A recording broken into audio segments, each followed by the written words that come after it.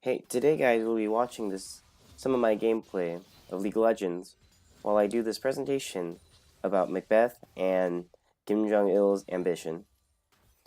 So let's start off with the first slide of my presentation, which is the title slide, saying Macbeth versus Kim Jong-il, because we will be seeing differences, similarities, and descriptions of what each one does.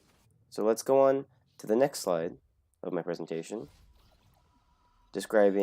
detailing right now what is ambition. Well, to me, ambition is the drive or goal of someone or something. So, something that can drive someone or something that can be someone's goal in the future. So, maybe something like going to college, or getting a job.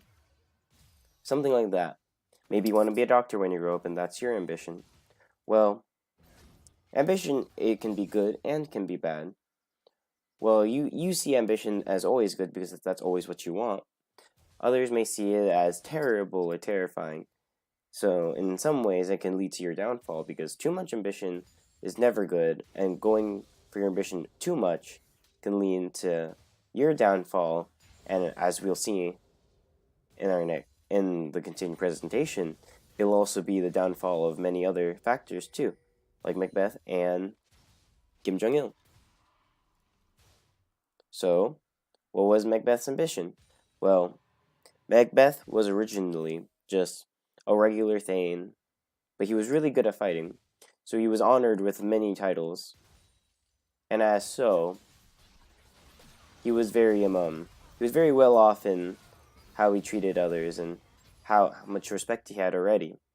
But when the three witches in the story of Macbeth told him the prophecy of him becoming king, he got greedier, and then once his wife pursued his ambition to become king, his personality in itself changed a whole bunch, and this could be led by his ambition to become king.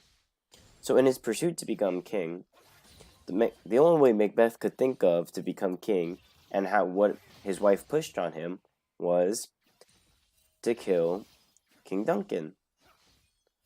Well, killing King Duncan gave him his ambition, but also led to many other things, like his extreme paranoia after killing King Duncan, and then his extreme anxiety after killing King Duncan because of the witch's prophecy of him being dethroned, and the witch's prophecy of Banquo's kids becoming the future kings. So, how was Macbeth corrupt if he was just an innocent? So, when his personality changed, he became really paranoid and anxious, and was really scared of how his thanes would treat him. And then, to protect himself, he first killed his best friend, which was Banquo, because of the prophecy and because of how crafty Banquo was and how smart he was at what he does in his job. So he thought that Banquo might dethrone him, Banquo might outsmart him, and Banquo might gather a revolution against him. Also, he was very self-conscious and was really focused on protecting only himself. And as in the story, how it never pursues his citizens, we can tell that he had very little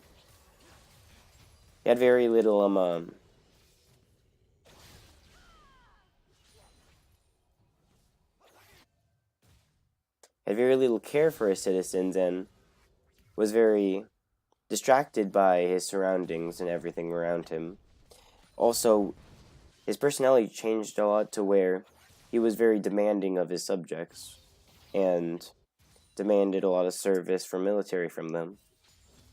The personality change can also be seen by how when Macbeth's wife, Lady Macbeth, dies in the story, how he turns a blind eye to it and doesn't really care all too much, brushing it off like it was nothing else but some typical bug dying. So then, if Macbeth got his ambition, then what was Macbeth's downfall?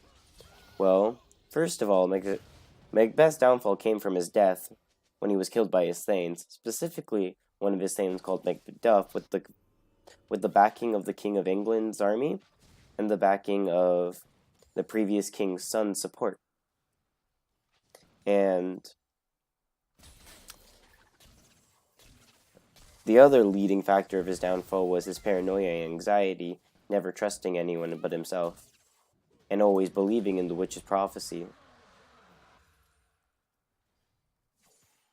Also, he was too cautioned of his own self-protection, and would see hallucinations which would make people stray away from his help or stray away from being loyal to him, leading to the revolts against him, how his people didn't like him, and how his thanes betrayed him and killed him at the end of the story.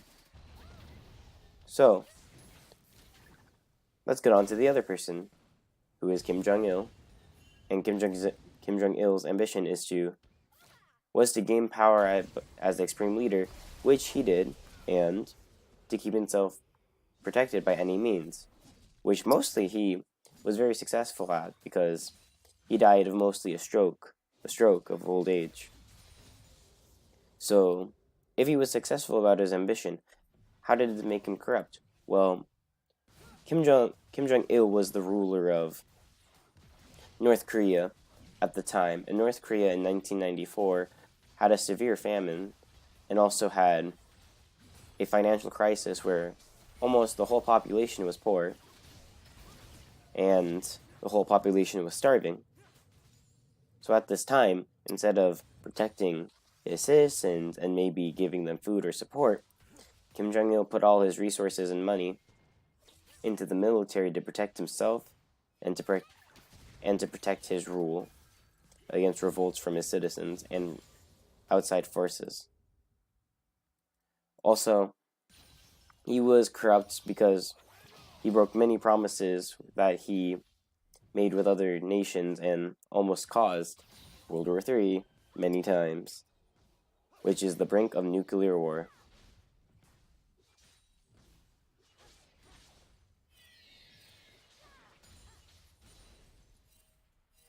Well, as my slide's loading, the next slide describes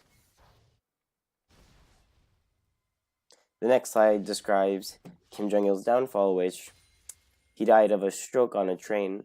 And the train was going to negotiations between his nuclear deals, and he had a downfall because, first of all, he died. Second of all, his country was sanctioned, which means that it was not allowed to trade with other countries.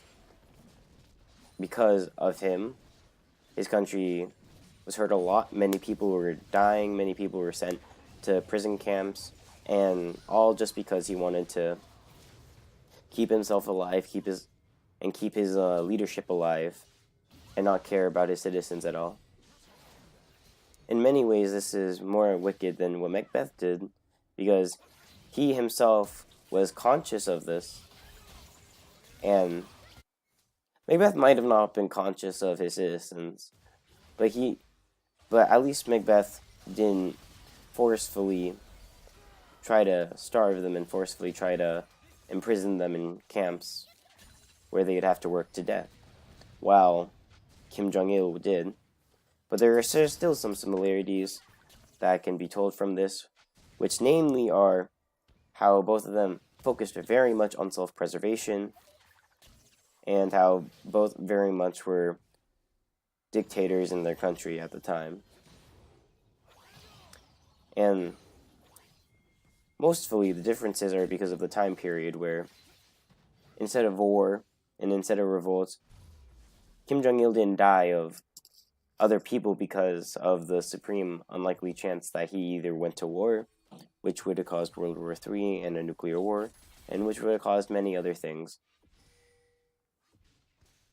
And as we're concluding this presentation, I hope that you have gained some knowledge about how ambition can be corrupt and how ambition can lead to someone's downfall when not used wisely.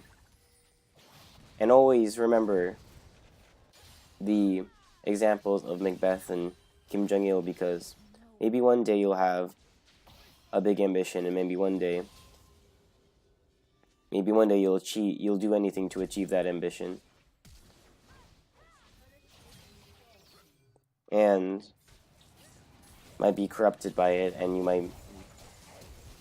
might not die, but you might fail at your ambition. And in today's world, that can lead to severe depression or to severe regrets that you may have in the future.